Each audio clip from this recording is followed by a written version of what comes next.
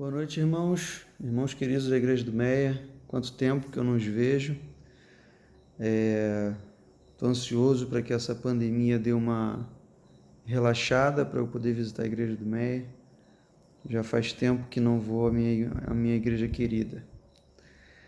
Recebi o convite para trazer uma mensagem para vocês e na hora eu aceitei, porque mesmo sem vê-los, é muito bom, né? Saber que vocês vão me ouvir. Espero depois ter algum tipo de feedback de vocês. Estou morando agora em Cachoeira de Macacu, fugindo um pouco desse caos da cidade do Rio de Janeiro, e foi muito bom. Mas fica a saudade da Igreja do Meia, que desde 2003, quando eu conheci a Cris, né, a minha esposa, que eu passei a frequentar a Igreja do Meia. E desde então a Igreja do Meia passou a fazer parte de mim, né? Bom, irmãos, hoje eu vou trazer a mensagem para vocês. Vamos falar sobre reavivamento. Eu acredito que eu deva falar aí uns 20 ou 30 minutos. Uma mensagem muito boa, muito importante. E eu tenho certeza que o Senhor Jesus Cristo vai estar à frente de tudo que for dito aqui, tá bom? O hino que nós vamos cantar vai ser o 571, Lindo País. É um dos meus preferidos atualmente. Tempos em tempos essa lista de favoritos vai mudando, mas atualmente é o 571, tá bom? Depois do hino, nós vamos fazer uma oração e vamos entrar na nossa meditação, ok? Bom, queridos, é um hino muito bonito mesmo, né? Fala sobre a nossa esperança de um dia estarmos nesse lugar maravilhoso que Deus tem preparado para a gente, né? Vamos fazer uma oração, queridos, para a gente poder entrar na nossa meditação. Convido você então a fechar os seus olhos e a pedir a Deus a presença do Espírito Santo, tá bom? Feche seus olhos para orarmos. Senhor Jesus Cristo, te rogo humildemente, Pai amado, que o Senhor se faça presente nesse momento. Eu sei que uma mensagem gravada, mas eu te imploro, Senhor, que todos que estiverem assistindo, qualquer pessoa que estiver assistindo essa gravação, que ela seja abençoada com a sua santa e divina presença. Que o seu Santo Espírito, Senhor, toque em seu coração e que os seus santos anjos, Senhor, estejam ao lado dela. Porque agora, Senhor, vamos abrir a sua palavra e vamos falar sobre reavivamento, um tema tão importante para os dias em que vivemos. Por isso eu te rogo, Senhor, em nome de Jesus, a sua bênção. Amém.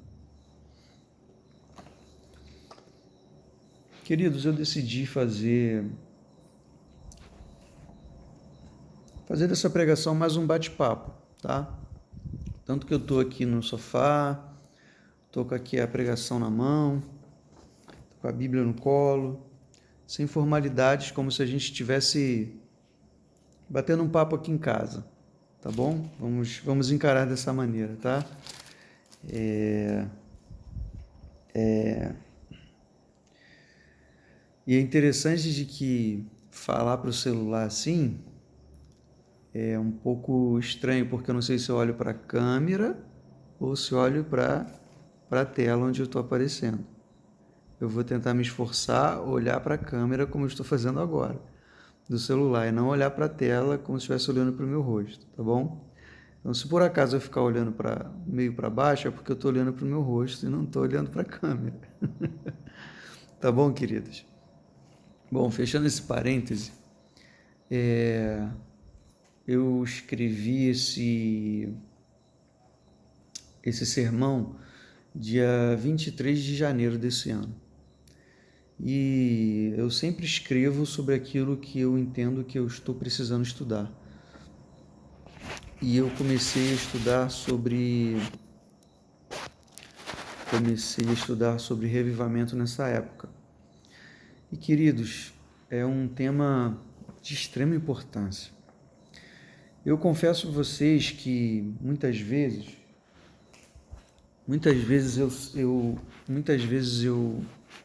senti a igreja, não a igreja como um todo, mas parte da liderança, às vezes, e alguns irmãos que eram referência para mim, eu mesmo, muitas vezes, eu senti a igreja um tanto morna, um tanto desanimada espiritualmente falando.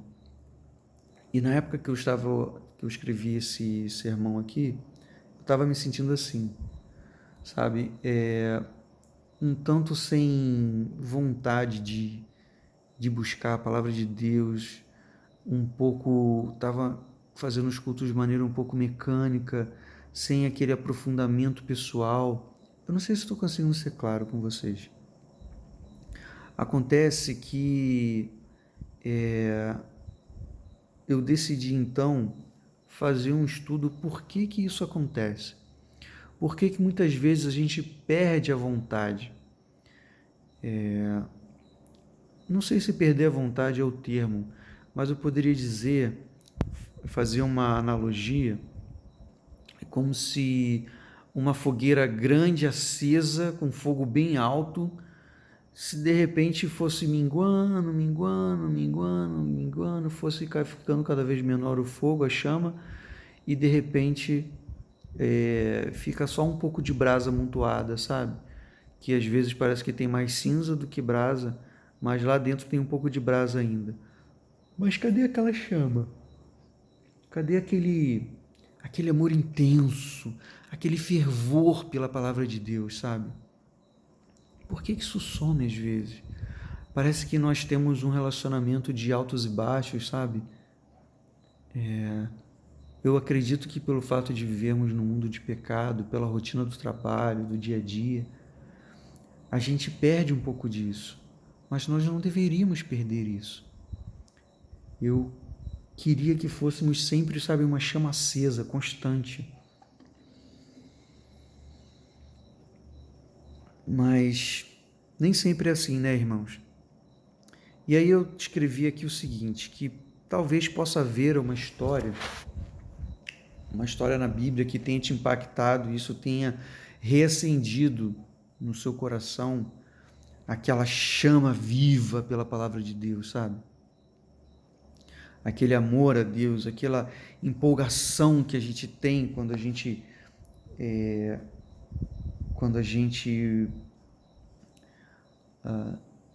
toma uma decisão nova de buscar a Deus, toma uma decisão, uma vontade reavivada, sabe, de estudar a palavra, de pregar para todo mundo, e que você quer converter todo mundo, você quer que Jesus volte logo, e sabe, qualquer música cristã te faz chorar, te faz refletir sobre sua vida. E eu não estou falando assim somente sobre aquela emoção de uma bela pregação, de uma música bonita que é tocada e você se emociona e você reconhece os defeitos da sua vida e você vai para casa e reflete sobre tudo e nos dias seguintes você é uma pessoa diferente, uma semana depois nem tanto, um mês depois você nem lembra direito do que você ouviu naquela pregação. Eu estou falando de uma coisa racional, eu estou falando de uma mudança definitiva, eu não estou dizendo de uma emoção passageira momentânea. E na Bíblia nós temos relatos de pessoas que passaram por verdadeiros marcos do reavivamento. Pessoas que passaram por momentos muito difíceis e tiveram um livramento muito grande. Isso com certeza mudou completamente a vida delas. A gente poderia falar da família de Lázaro. Podemos imaginar tamanha felicidade de um pai quando sua filha ressuscita. E Lázaro, confundi a história de Lázaro com a de Jairo. A história de Jairo, quando Jairo ressuscita e a felicidade das suas irmãs quando ele sai do túmulo daquela maneira. Pode imaginar, 4 dias de morto. Tanto que uma de suas irmãs diz a Jesus que ele já está há 4 dias morto, já cheirava mal.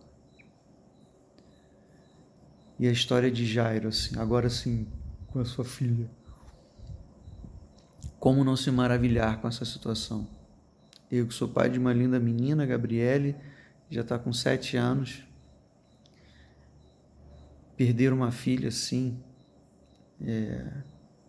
não tem nem palavras para descrever. E depois vê-la ressuscitar pelo poder de Jesus Cristo na sua frente. E a mulher de fluxo de sangue, que é uma história concomitante. Passou a vida inteira sangrando, a vida inteira buscando cura, e pela fé tocou no manto de Jesus. Que contraste foi a vida dela depois, né? E os 10 leprosos? História bem conhecida desde a infância de todos nós, né? Que somente um voltou a agradecer a Deus. Que milagre maravilhoso. E o cego? Essa é uma das histórias que eu mais gosto, dentre tantas, né? O cego que se lavou no tanque de Siloé, quando Jesus fez o lodo do chão, do pó, com sua saliva e passou nos olhos dele e mandou ele se lavar. Um cego de nascença. Agora vai, se lava e pode ver o céu, as pessoas, seus parentes, a si mesmo no reflexo. E a viúva que abrigou Elias e que o seu filho morreu doente. Ela que tanto era abnegada e fazia de tudo para cuidar bem de Elias, agora tem o seu filho morto. Quando Elias devolveu o seu filho nos braços vivo, que alegria. Eu poderia mencionar também a Gabriela, minha filha. Talvez alguns de vocês se lembrem do que aconteceu quando ela nasceu. Quando os médicos diziam para a gente se preparar, porque iria nascer uma criança com síndrome de Edwards, uma síndrome pior do que a síndrome de Down. Quando todos os exames diziam que ela teria essa síndrome. E depois, talvez alguns de vocês tenham participado da semana de oração, quando nós imploramos que ela nascesse normal. Eu me lembro muito bem quando ela, claro, foi um parto prematuro, mas quando ela chegou na UTI, no setor que fica as incubadoras das crianças, em que a pediatra-chefe recebeu ela, eu lembro muito bem que a pediatra falou assim: eu queria que vocês trouxessem todos os exames que vocês fizeram durante a gestação, porque me foi dito que chegaria uma criança aqui sindrômica. Mas chegou uma criança normal, perfeita. Traga os exames para eu entender o que está acontecendo. E quando ela viu os exames, ela falou assim: olha, aqui está uma criança, nos exames é uma criança, ali é outra. E a pediatra não soube explicar. Mas, irmãos, essas histórias são maravilhosas. Mudam a nossa vida completamente. Mas aí eu pergunto para vocês: e quando não há livramento? E quando não há ressurreição? Quando você perde o seu ente querido de fato? Quando não há respostas às suas orações? Por mais que você implore ao Senhor. Quando você não consegue o emprego, ou quando você perde o emprego num momento crítico da sua vida. Quando não há cura da doença, quando o seu ente querido morre por alguma doença, quando não há socorro, quando parece que a solidão nunca vai ir embora. Como que a gente continua orando? Como continuar orando com esse fervor? Como que se faz isso? Quando a gente muitas vezes perde até a vontade de orar. Como louvar a Deus mesmo assim, mas louvar de verdade. Não é simplesmente abrir a boca e cantar um hino de forma mecânica. Como sentir vontade de buscar a Deus, irmãos? Como é que isso acontece? Será que você já passou por isso? Ou você está passando por isso? Quando você não sente vontade de verdade, lá do fundo do seu coração, de estar buscando a Deus, de orar, de cantar, de louvar, de pregar. O que acontece com a gente?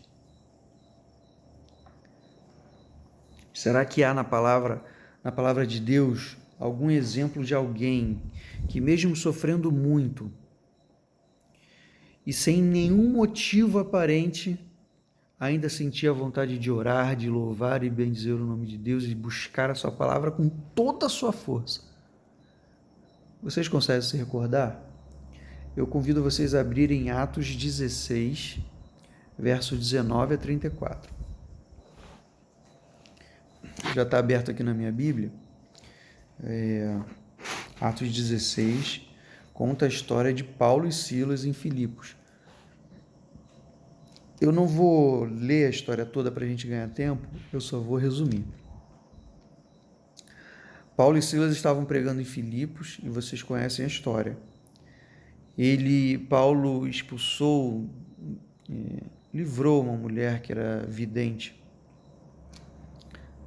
expulsou o demônio dela e ela deixou então de fazer todas aquelas predições, né? E as pessoas que ganhavam dinheiro com isso ficaram revoltadas e pegaram Paulo e Silas, levaram aos líderes da cidade, que aqui chamam de os pretores, e açoitaram Paulo e Silas. E quando eu digo que açoitaram, irmãos, não é assim, deram uns tapinhas neles. Eles foram surrados, e muito bem surrados. E nessa época, quando as pessoas eram surradas, elas eram despidas, amarradas, e com varas bem finas e resistentes eram muito bem surradas. Não só com varas, com chutes, pontapés, socos. Eram muito, muito, muito maltratadas mesmo. E foram presos, jogaram num cárcere. Foram parar na cadeia. E lá dentro da cadeia, amarraram seus pés num tronco, ou seja, você fica sentado e seus pés ficam presos num tronco acorrentado. E você não consegue se mexer, você fica preso sempre nessa posição. Mas por que eles faziam isso? Você foi açoitado, espancado, a sua pele não está só vermelha, como se tivesse tomado algumas cintadas, como eu tomei quando eu era garoto. A sua carne, suas nádegas, suas costas, suas pernas, todo o seu corpo está todo lanhado, quase certeza que ensanguentado, de tanto apanhar. A pele está magoada, está lacerada. E aí você, seminu, é colocado dentro de uma cela que com certeza não estava limpinha, uma cela escura, fria, em que não tinha banheiro. Você acha que alguém limpava essas celas? Você acha que iriam se dar o trabalho de limpar as celas para os prisioneiros ficarem confortáveis? Os prisioneiros anteriores faziam suas necessidades ali mesmo. A cela com certeza era imunda, fétida, podre. E agora Paulo e Silas são colocados sentados ou deitados nesse chão podre, seminus, com seus corpos extremamente doloridos, com certeza lacerados, ensanguentados, numa posição torturante, e ficam ali a noite toda. E no meio da noite, o que eles começam a fazer? Cantar e louvar e bendizer o nome de Deus. Felizes por poderem participar do sofrimento de Cristo. Aí eu fico me perguntando, queridos, o que fazia? O que aconteceu com eles para eles serem tão diferentes de mim, tão diferentes da gente? Por que eles eram assim? Mesmo sofrendo tudo que eles tinham sofrido. Eles não tinham posse, eles não tinham carro, emprego, não tinha quem os alimentasse. Eles estavam por conta. Saíam para pregar, não tinham alguém que os hospedasse, os alimentasse, cuidasse deles, que eles pudessem tomar banho, nem nada. Eles iam para pregar a palavra de Deus.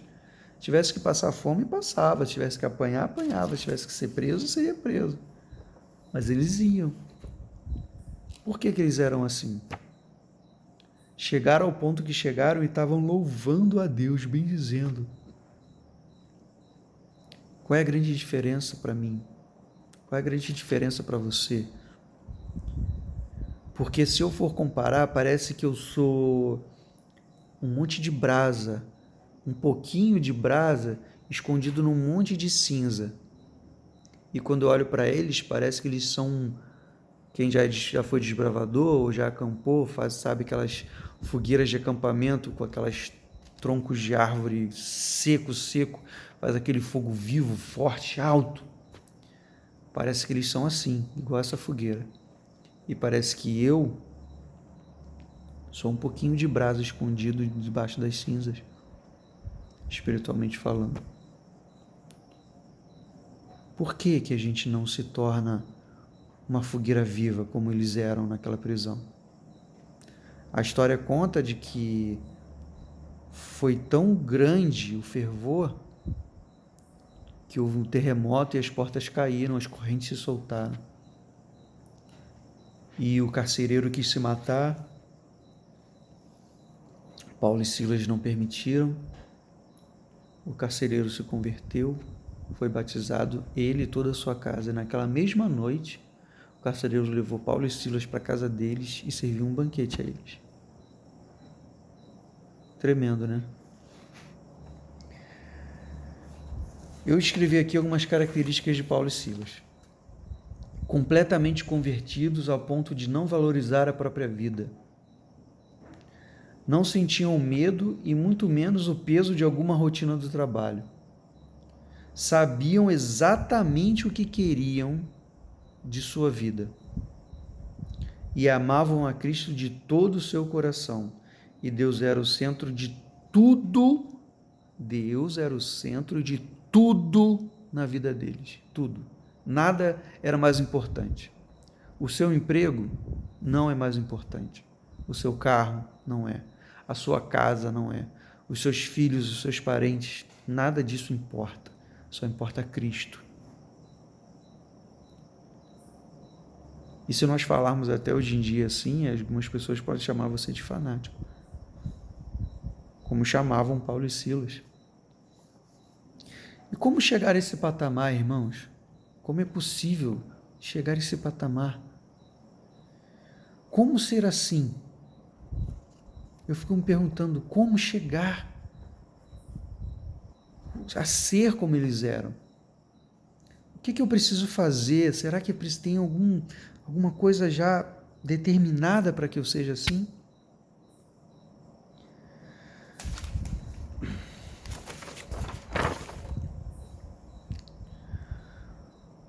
Bom, baseado lá em Mateus 13, 20 a 23, para ganhar tempo, fala sobre os diferentes tipos de solo na parábola do semeador. E é interessante que todos nós temos um pouco de cada solo no coração, né? Não somos exclusivamente um tipo de solo. E pensando nessa parábola, eu fiquei pensando no solo produtivo.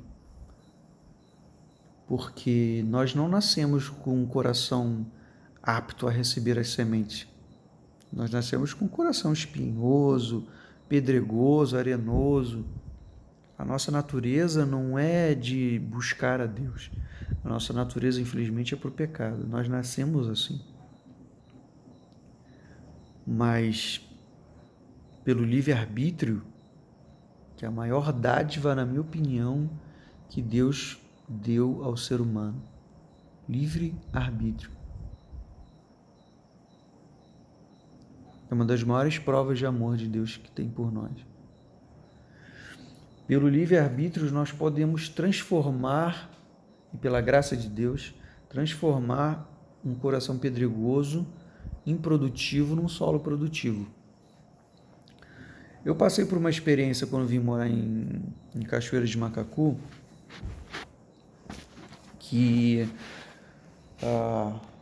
focados um pouco nessa questão da vida no campo, sair das cidades e tal, ter uma vida mais tranquila, né? Fugindo desse caos todo. Eu decidi fazer uma horta aqui no quintal que eu moro. E fiz uma horta e deu super certo. Isso é uma outra história muito legal também que eu posso contar. Fiz uma horta grande, já colhi mais de 21 itens. Em pouca quantidade, mas 21 itens. De batata de ló, berinjela, quiabo, milho, coentro, temperos diversos, tomate, enfim, um monte de coisa. E o interessante é que tinha uma parte do solo do terreno que era muito ruim, argiloso, arenoso, sabe, meio grudento, tudo que você tentava plantar ali, nada crescia. E aí, pesquisando sobre compostagem, eu decidi recuperar esse solo que estava acumulado no canto do terreno. E aí eu combinei assim com a Cristiane. Tudo que a gente for de sobra de alimento cru, casca de fruta, casca de batata, resto de abóbora, essas coisas, que a gente fosse enterrando nesse monte de terra, nesse monte de argila. E misturei com resto de corte de grama e tudo mais. E a gente começou a fazer isso. Fizemos isso durante algumas semanas, até que não dava mais para colocar, que já estava muito acumulado. Eu cobri aquilo ali com palha, com grama seca, e esqueci, deixei, ficou lá alguns meses. E qual foi a minha surpresa? De que uma terra que não dava nada, que não brotava nada, de repente começou a aparecer um monte de muda pela palha seca. O que surgiu de mamão, de manga, de abóbora, de tomate, de cítricos, começou a aparecer mudinha de laranja, de tudo, um monte de coisas. E eu não plantei nada. Foram as sementes que foram colocadas ali com o tempo. E o solo, quando eu meti a mão para ver, o solo estava excelente, não era mais argiloso. O solo agora estava super produtivo. E o que isso tem a ver com a história? Tem a ver que não somos nós que transformamos o nosso próprio coração. Não é você, pelos seus esforços, que vai conseguir transformar um coração pedregoso, um coração arenoso, argiloso, uma espiritualidade opaca, apagada, em algo vivo pelos seus próprios esforços. Não é. Isso não se faz sozinho com as nossas próprias forças, mas com a ajuda do Espírito Santo, irmãos. Vamos ver o que está em Joel 2, 12 e 13. Joel 2, 12 e 13. Eu já estou acabando já, mesmo porque me foi dito que eu tinha 30 minutos e já são 28. O cronômetro está aqui em cima da tela, está brigando comigo o cronômetro, certo? Mas Joel 2, 12 e 13 diz assim, ó. E ainda assim, agora mesmo diz o Senhor, convertei-vos a mim de todo o vosso coração, e isso com jejuns, com choro e com pranto.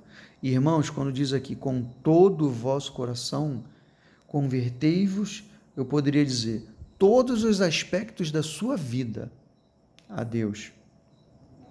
Verso 13, rasgai o vosso coração, e não as vossas vestes, como era o costume dos judeus. E convertei-vos ao Senhor, vosso Deus, porque Ele é misericordioso, é compassivo, é tardio em irar-se e grande em misericórdia e em benignidade, e se arrepende do mal. Claro que Deus não se arrepende. Aqui a tradução correta seria e muda de ideia.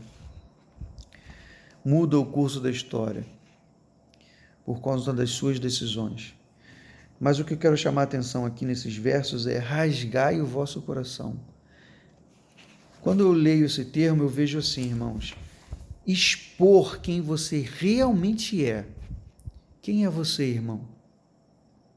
Quem você realmente é. Exponha o seu coração a Deus. Esse é o primeiro passo para transformar o seu coração, o meu coração pedregoso, em um coração produtivo. Porque pelo poder do Espírito Santo e a graça do Senhor, com o tempo, o seu coração é transformado. E aquilo que estava adormecido como uma brasa escondida num monte de cinza, pode sim, pelo sopro do poder de Deus, transformar essa brasa novamente numa grande e viva fogueira. Mas tudo começa com o livre-arbítrio, tudo começa com a sua busca pelo Senhor. Quando você rasga o seu coração a Deus. Isaías 1,18. Isaías 1,18 com certeza é muito famoso e você conhece. Isaías 1,18 diz assim, querido: Vinde, pois, e arrazoemos, diz o Senhor. Ainda que os vossos pecados sejam como a escarlata, eles se tornarão brancos como a neve. Ainda que sejam vermelhos como o carmesim, se tornarão como a lã. Se quiserdes, verso 19, se quiserdes me ouvirdes, comereis o melhor dessa terra. Se quiserdes me ouvirdes. Obediência, queridos. Obediência é o caminho. Obediência.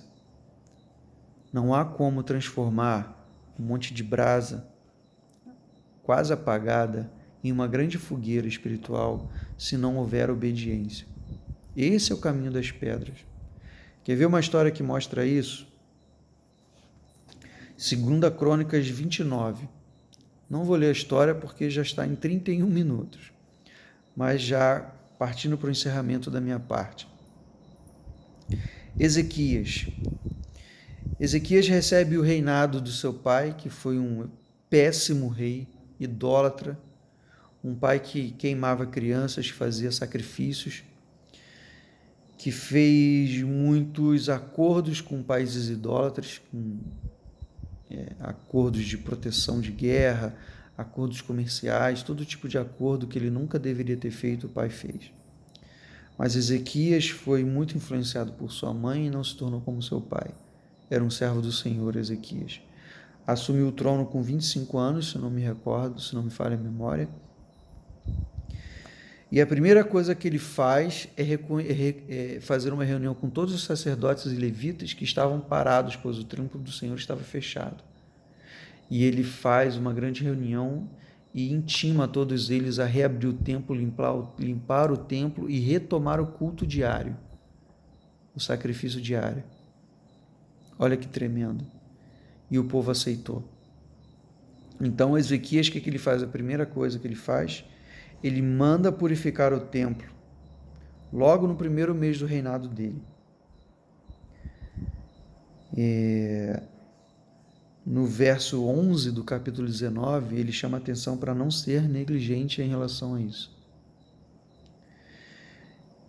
E ele retira da vida dele e de todo o reino, ele faz uma verdadeira limpeza. Tudo que estava podre, tudo que era imundo, tudo que não pertencia a Deus, ele tira da vida dele. Ele tira da vida do povo. Ele tira do meio do povo. Nós precisamos, queridos, como Ezequias, tendo a obediência como um dos primeiros passos, através do nosso livre-arbítrio, da força da vontade, obedecer a Deus. Muitas vezes nós precisamos obedecer, vou tentar explicar, obedecer mesmo que você não esteja sentindo aquela vontade avassaladora de fazer a vontade de Deus. Faça porque você vai estar forçando um coração de pedra a se tornar um coração de carne. Eu creio que a salvação é uma questão de um trabalho mútuo entre o divino e o humano. O divino já foi feito. O divino já foi cumprido por Deus e ainda é, através do Consolador enviado, que é o Espírito Santo. Mas eu e você precisamos fazer a nossa parte, fazendo uso do nosso livre-arbítrio, escolhendo ser obediente a Deus e colocando em prática aquilo que nós sabemos que precisamos.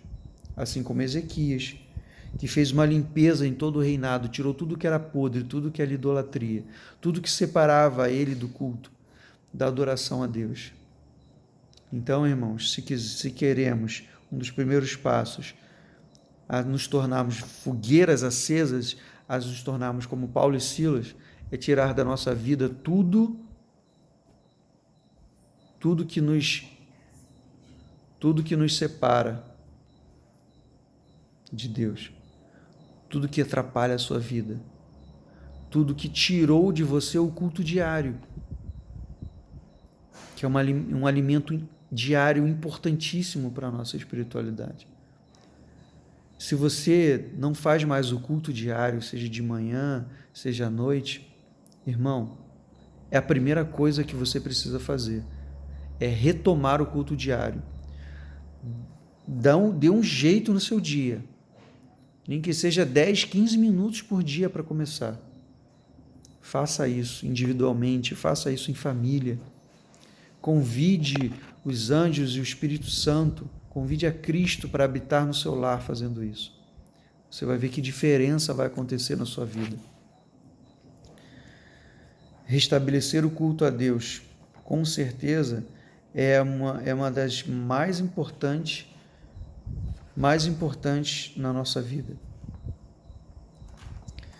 A mudança no coração de Ezequias, irmãos, influenciou todo o reino. Todo o reino. Agora, foi fácil? Nunca é fácil. Mudança de hábitos, mudança de paradigmas na nossa mente, nunca é fácil.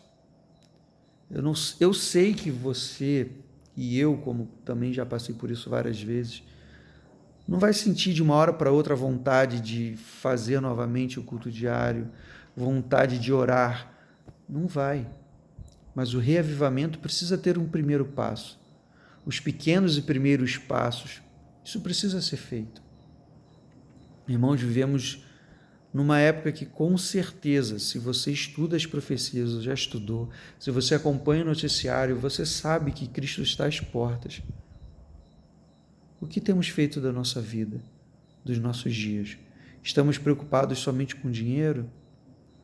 Que não é errado querer pagar as contas, não me entenda mal. Mas para sermos salvos, para cumprirmos, para participarmos, melhor dizendo, do que Deus tem preparado para a gente, no nosso coração, precisa estar o fervor que Paulo e Silas tinham. Porque o que Paulo e Silas tinham era o mais puro amor por Jesus Cristo. E como nós sabemos se temos ou não de fato esse amor? Demonstrando através das nossas ações, da nossa vida, priorizando o que é de fato importante. Será que nós podemos dizer, como Paulo, aos seus seguidores, sede meus imitadores? Será que eu, Ivan, posso dizer isso aos meus amigos, aos meus parentes, à minha esposa, aos meus filhos? Me imitem. Nós precisamos dar os passos importantes, assim como Ezequias deu. Porque quando nós começarmos a fazer isso, e isso é um aviso, Satanás vai se incomodar. Ele não quer que você dê esses primeiros passos. Não quer mesmo. Ele quer que você continue acomodado, conformado com o cristianismo que nós temos, morno, quase apagado. Ele não quer que você se torne uma fogueira viva, espiritualmente falando. Mas quando você começar a dar os primeiros passos, ele vai te incomodar. Assim como incomodou Ezequias, que teve a cidade cercada, ameaçando todo o povo a morrer de fome, a míngua. E Ezequias, quando foi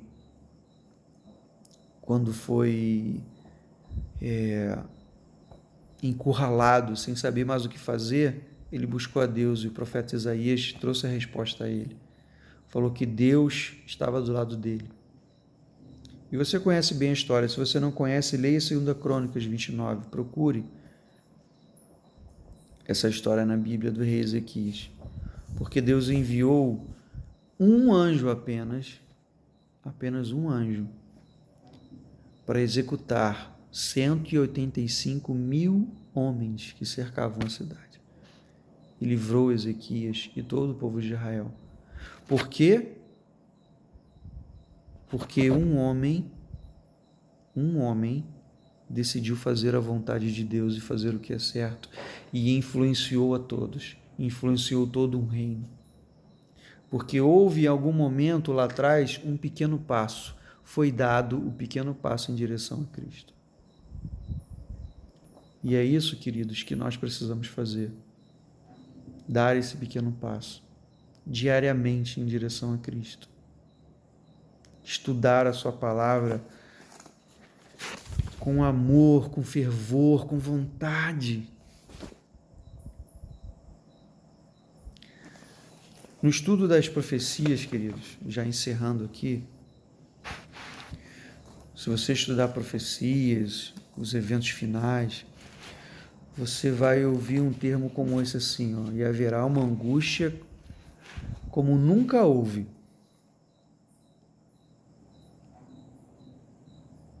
Como nunca houve é um termo forte, porque pense, tudo que já aconteceu na história da humanidade,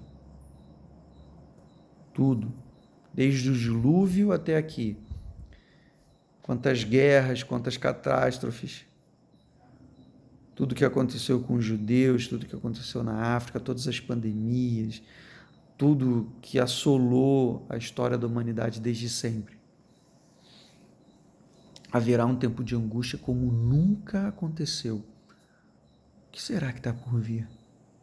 Será que estamos prontos para esse período? Será que estamos buscando ser como Paulo e Silas, que num momento de angústia tremenda só queriam louvar a Deus? Ou será que num momento de angústia tremenda como eles estavam passando, ficaremos como brasas apagadas e só saberemos lamuriar e chorar e reclamar? Uma angústia como nunca houve é realmente muito forte, irmãos. E nós precisamos de verdade devorar isso daqui. Nós precisamos realmente de verdade mesmo refletir sobre como está a nossa espiritualidade, a nossa comunhão, a nossa união com o Cristo que nós falamos que cremos. Então, se o tema da pregação é reavivamento, eu convido vocês a refletirem sobre isso. Será que estamos como brasas apagadas debaixo de um monte de cinzas? Ou estamos buscando ser a cada dia uma fogueira viva para a honra e glória do Senhor? Porque quando somos, ou como chegarmos a ser uma fogueira viva, anjos serão enviados, o chão vai tremer, milagres acontecerão para a honra e glória do Senhor Jesus Cristo. Então, irmãos, reflitam, estudem a palavra, buscam o Senhor Jesus Cristo e Ele com certeza vai agarrar você com todas as forças, com todo o amor infinito dele. Basta nós darmos os primeiros passos, certo? Que Deus seja louvado, que Deus seja engrandecido e que essa mensagem toque a você no seu coração, de alguma maneira faça você refletir. Assim como todas as vezes que eu falo sobre isso, eu reflito. Bem, essa é a mensagem que eu gostaria de trazer para vocês. Deveria falar 30 minutos, já está em 44. Mas eu espero que tenha sido proveitoso esses momentos. Deixo aqui o meu abraço a todos os irmãos, saudade de todos. Espero logo em breve poder estar na Igreja do Meier novamente. Tenham todos uma excelente noite. Que Jesus Cristo volte logo. Forte abraço.